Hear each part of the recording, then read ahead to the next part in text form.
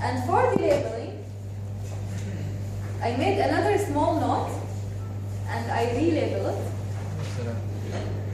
with the important things that you have to know. So I will bring only these labeling. Can we copy this? I will put it today, after this lab, I will put it in Smart. Yeah. So for the labeling, if you didn't label anything with me during the lab, you can see it appear. I wrote everything. That's good. No, I have put in preparations to take money for this.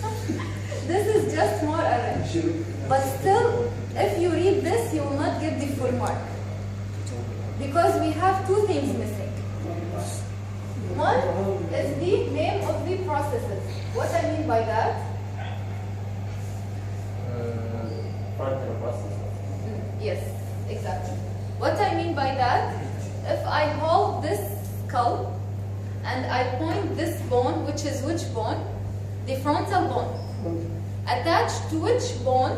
Attached to the zygomatic. So the name of the process will be zygomatic process of the frontal bone. I didn't label this in the slide because we have many processes, isn't it?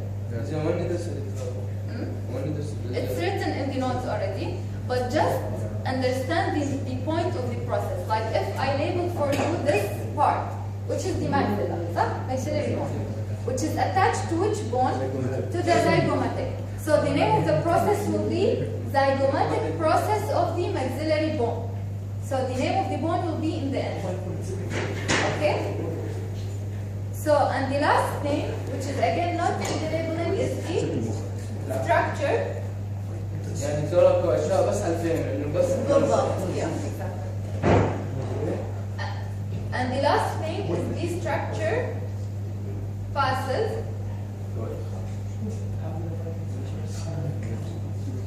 through the foramina.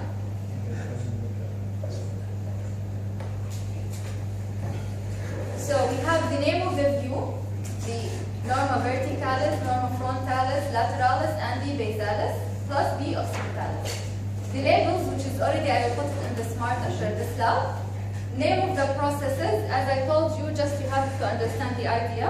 If I pointed here, which is the temporal bone, and it's attached to which bone? Again, the zygomatic. So the name of the process will be zygomatic process of the temporal bone. Very good. And last thing is the structure passes through the foramen. The last 3 pages in your note, we have a table with a structure that passes through each foramen. So if you didn't write it during the lab, it's already present, the last 3 slides in the note. Clear? Yeah. So we can start with the revision.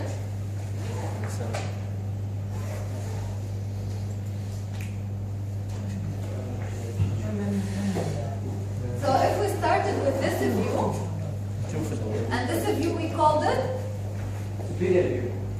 superior view, but yes, superior view, or we called it norma verticalis. This view, which is the superior view, we call it norma verticalis. Now within the norma verticalis, the main features we had is the sutures, isn't it? Yeah. So we have this suture and we called it no coronal. Sagittal is like this. So this suture is the coronal, and the other one here is the sagittal, and the lower one is the lambdoid. Occipital bone, yes, but the suture is the lambdoid suture. And we said we have a meeting point between these sutures.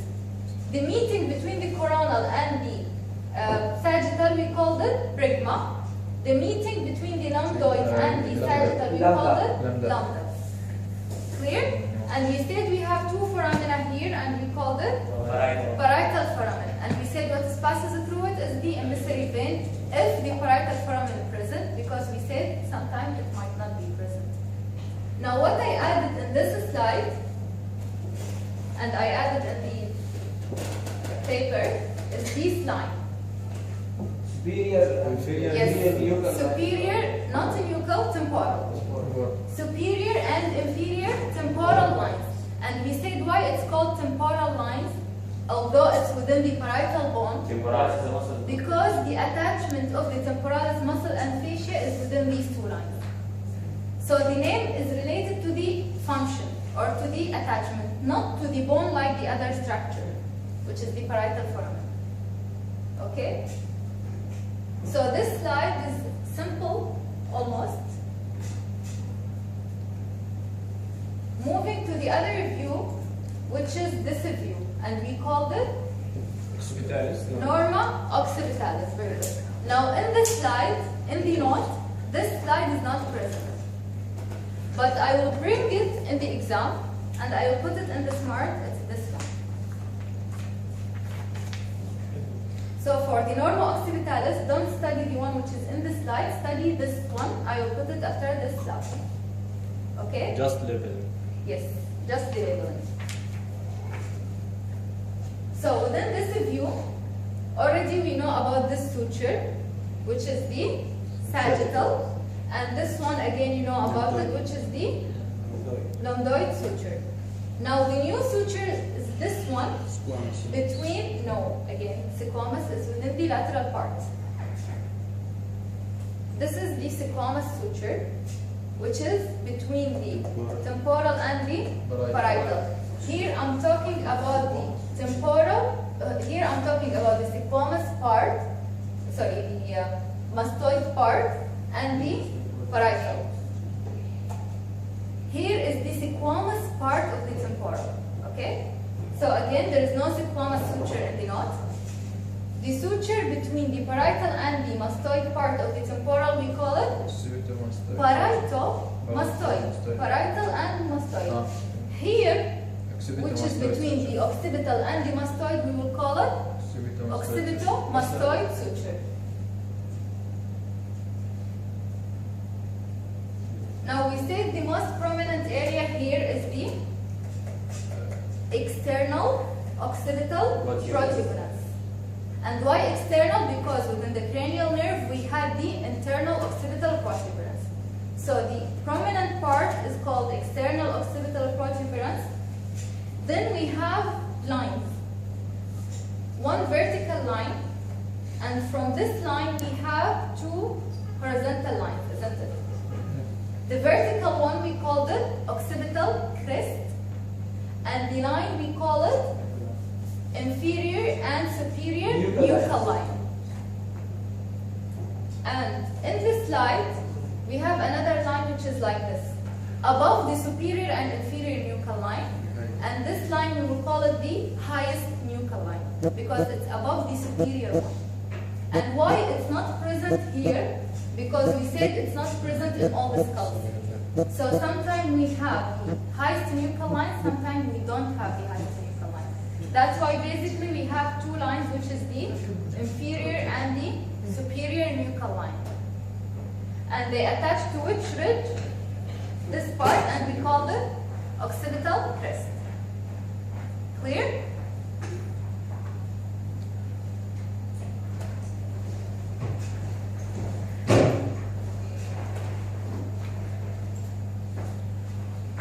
This view we called it, which is front. Exactly. This view we called it Norma frontalis. And what the structure we have here, this view mainly I will ask about the processes. Why? Because we have many bones that is interconnected by the sutures here, isn't it? So I can ask, for example, this bone, which is the maxillary bone. Okay? Attached to which part? Zygomatic. So the name of the process will be zygomatic process of the maxillary bone. Okay? In the exam, I will identify exactly, like if I put an arrow here, number 1, some will tell me this is the infraorbital foramen. So, the arrow is here. And some they will tell me zygomatic process of the maxillary bone. So in the exam, I will write, I need a process. Or I need a foramen. So I will identify exactly. And if we have some area which is here,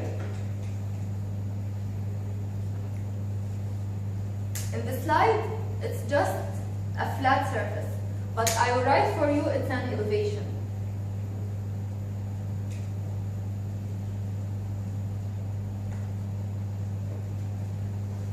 So it's the frontal eminence. I will identify that I need the elevation here. I will not keep it like this.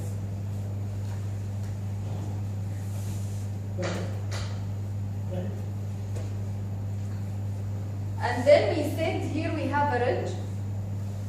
And this ridge, we called it because it's above the orbital cavity, so we will call it supraorbital ridge. And the foramen which is present here, again we will call it supraorbital foramen or notch. Now in the exam, I might put an arrow here and I will write what is the structure that passes through this foramen directly. I will not ask about the foramen. I will just put an arrow here and I will tell you what is the structure that passes through this foramen. So if you know the name of the foramen, you will know the name of the structure. So,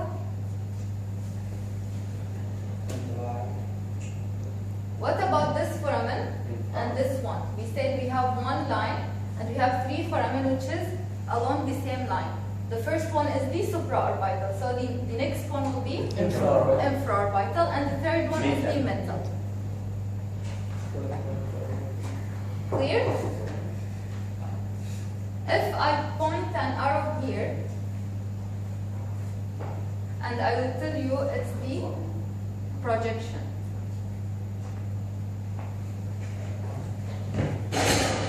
So I need only the pointed tip, and this tip we called it anterior nasal spine.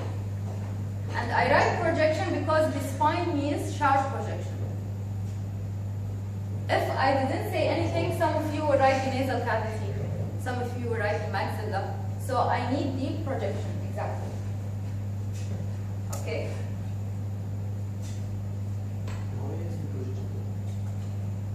And we have one more foramen here, which we called it zygomaticofacial foramen. And what is the structure that passes through it is the zygomaticofacial nerve and vessels. Both. So clear regarding this view? Yes. We have still many features, but I will not go into more details. Mainly it's within the mandible. Like we said, the vertical part here is called ramus. We said we have the angle of the mandible, and we said we have an oblique line here, and here we have a projection, we called it mental protuberance, and we said the fusion between the two mandibles, we called it symphysis mentis.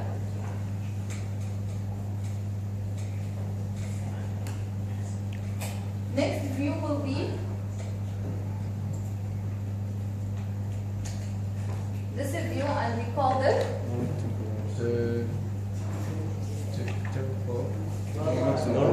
norma lateralis. Very good. And these lines are the superior and inferior temporal lines. Although it's within the parietal, but we said it's the temporal line because it serves as the attachment of the temporalis muscle. Clear? What about this? Which is the zygomatic arch. And it consists of two bones which are zygomatic and the temporal bone. And we said here we have a meeting point here and we have meeting area forming an H shape here, isn't it? Yes. And we said the meeting point here is called astrium. The meeting area here is called trium. P side. Yeah.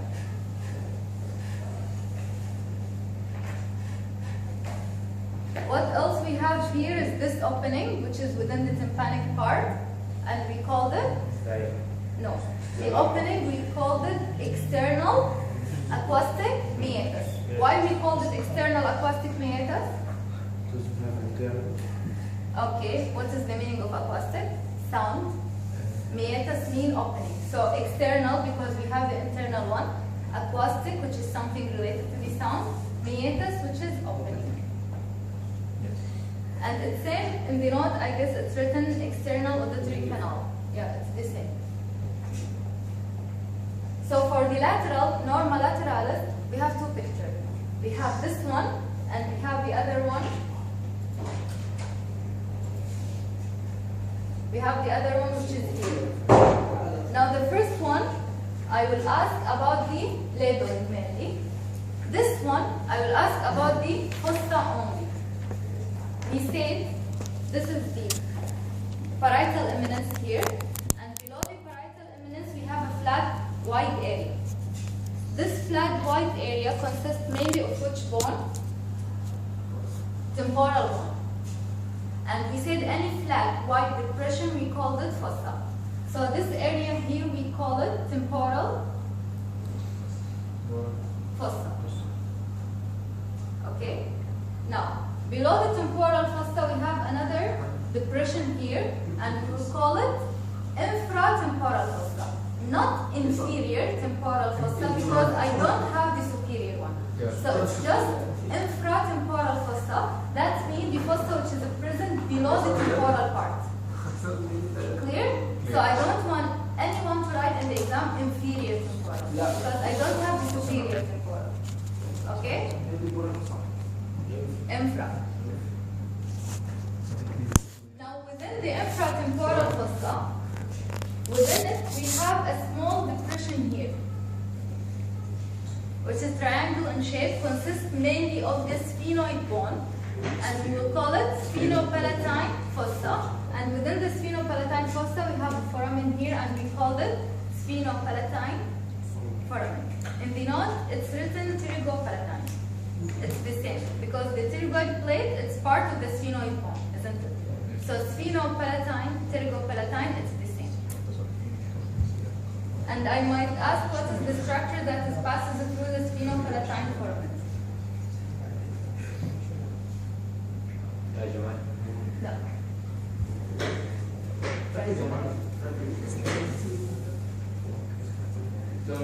The nasopalatine. What? This is the last slide. I will not cancel from the note, but I will bring the basic thing. Bring what? The basic thing. Like, I will not cancel anything, but I will bring things that you needed later on.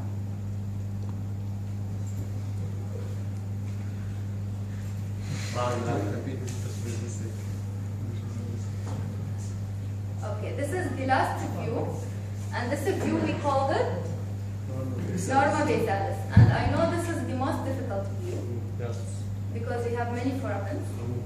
So definitely you will be asked from one of these foramen in the exam. Just one. Hopefully. If I ask you about this suture here, I told you in the note it's written intermaxillary, and we called it here median palatine suture. And why I said median palatine suture? لأنها بالنص, okay. This is first. Because the soft tissue corresponding to this part, we called it median palatine raphe. You will hear about it later on. We heard about it. So, yes. And the bone which is corresponding to this area, we will call it median palatine suture. Yeah. It's easier than to memorize one name for both the soft tissue and the hard tissue part. And the one which is run horizontally here, we call it transverse palatine suture. Okay? So, we have here foramen and these two small foramina. The larger one, we call the greater palatine foramen. And because we have the greater, what we will have later on? Lesser. The lesser. So the smaller one here is the lesser palatine foramen. Okay, what is this foramen? Foramen magnum.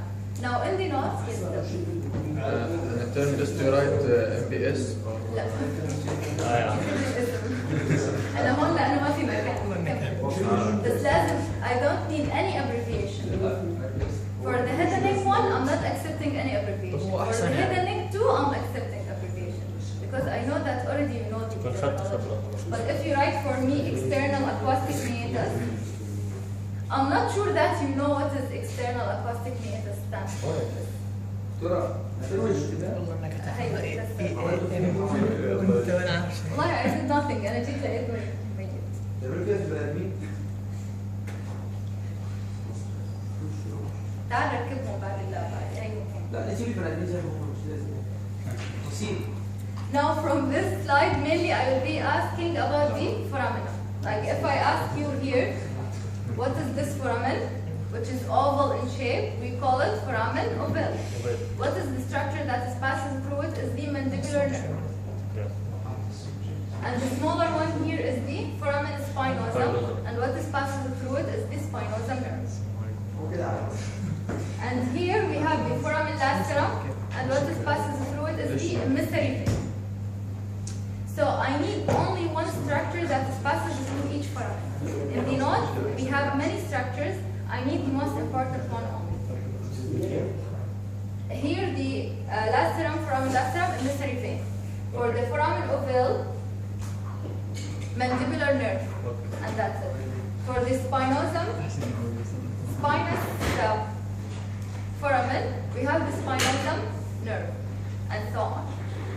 So in the notes you have many structure, but what I need is just The basic. the basic one.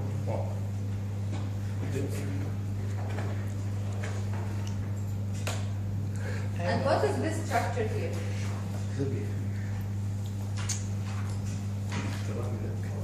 This part here, we call it occipital condyle.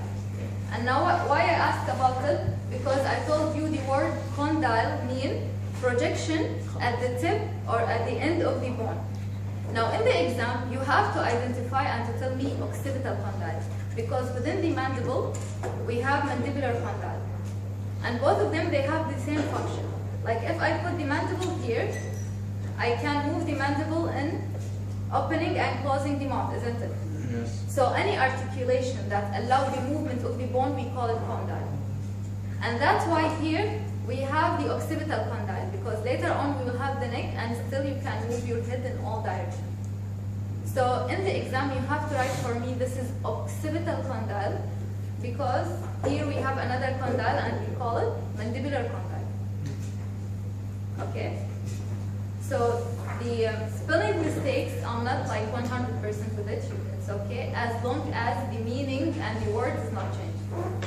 And just I will consider the mistakes if you write for me great palatine, not greater. Or because I told you great, we have great auricular nerve, we don't have the lesser auricular because it's just a great. Yes. But the greater, what I have the lesser. So don't write for me in the exam great palatine. Okay? So do you have any questions about the exam, about anything? Clear? So next week you are ready for the exam? Yes, it will be on Sunday, 12:30. ستيشن خلاص. لا سلايد. دكتور كم خطأ؟ نص على كل خطأ نص وفي 2 بونس. 2 marks ولا 2 halves؟ 2 questions. سوي دكتورة أحسن.